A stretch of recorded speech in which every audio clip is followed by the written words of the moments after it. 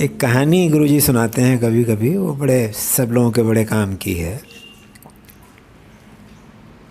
एक लोमड़ी एक दिन सुबह की सुबह घूमने जा रही थी।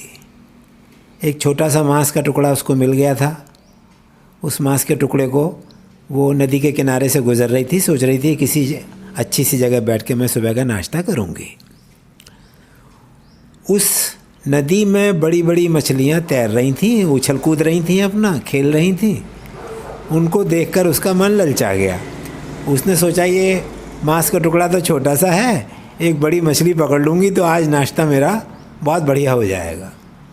तो उसने वो टुकड़ा तो वहीं ज़मीन पर गिरा दिया नदी के किनारे, और वो पानी में कूद पड़ी मछली पकड़ने के लिए। अब मछली कोई आसानी से थोड़ी पकड़ में आएंगी। थोड़ी देर कोशिश की उसने, फिर उसको लगा कि कोई मछली पकड़ में नहीं आएगी, चलो छोड़ो अपना मांस का टुकड़ा ही खाते हैं। वो जब ठंड से भीगती हुई नदी से बाहर निकली तो मालूम पड़ा है कौवा जो था वो मांस का टुकड़ा उठा के चला गया था। और जो उसके पास था बेचारी के, वो भी उससे भी खोया उसने, और मछली उसको मिली नहीं। तो वो थोड़ा उदास मुँह लिए वो वहाँ से गुजर रही थी। वहाँ पास में झाड़ी में एक स्त्री छुपी हुई थी। वो ये पूरी कहानी देख रही थी, उसका सारा उसने दृष्टांत देखा। तो वो स्त्री जो थी वो लोमड़ी की हालत देख के हंसने लगी। उस स्त्री को हंसता देख के लोमड़ी और ज़ोर से हंसी। भाई लोमड़ी ने अपने मांस का टुकड़ा गंवा दिया था और उसकी मछली के लालच में अपना नुकसान कर लिया था, तो स्त्री का हंसना तो स्वाभाविक था।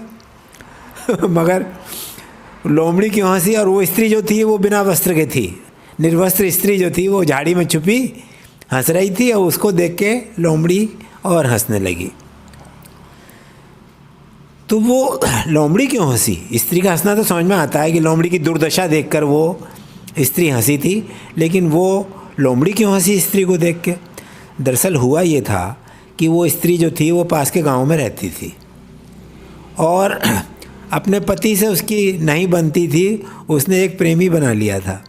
तो एक दिन प्रेमी ने समझाया उसको कि तू अपने सारे वस्त्र, कीमती आभूषण और कीमती वस्त्र और आभूषण और जो कुछ पैसा हो तेरे पास ले चल, और हम लोग दूसरे गांव में जाके सुखपूर्वक रहेंगे।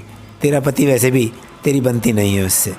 तो वो स्त्री अपने आभूषण, अपने कीमती वस्त्र और जो कुछ धन था उसके पास वो लेकर वो नदी के किनारे आई।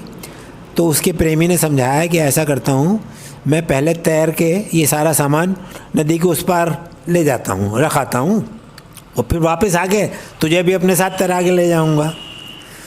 तो उसने स्वीकृति दे दी। तो वो तो उसने सारे कपड़े, उसके शरीर के कपड़े भी उतरवा लिए और सबकी पोटली बना के अपने गहनों की और धन की और कपड़ों की वो उस पार रखने गया, और उधर से रफू चक्कर हो गया।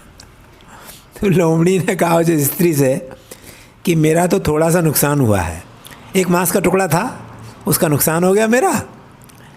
तू तो कहीं की ना रही, तेरा जो प्रेमी है वो उधर से रफू चक्कर हो चुका है, मैं देख चुकी हूँ। अब इस नग्न अवस्था में तू अपने गांव भी कैसे जाएगी? अब तू कैसे अपने पति के साथ रहेगी?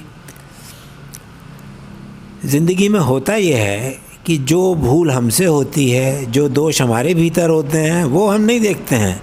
वो दोष अगर दूसरे के भीतर, वो दोष जब दूसरे के भीतर होते हैं तो वो हमको दिखाई दे जाते हैं।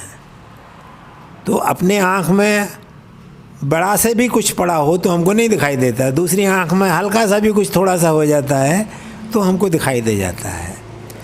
तो इस तरह की जो वृत्ति है उससे साधक को बचना चाहिए। दूसरे के दोष देखने की जगह अपने दोष देखना चाहिए। अपने दोष देखें तो हम उनको दूर भी कर सकते हैं, दूसरे के दोष देखने से कोई लाभ नहीं है।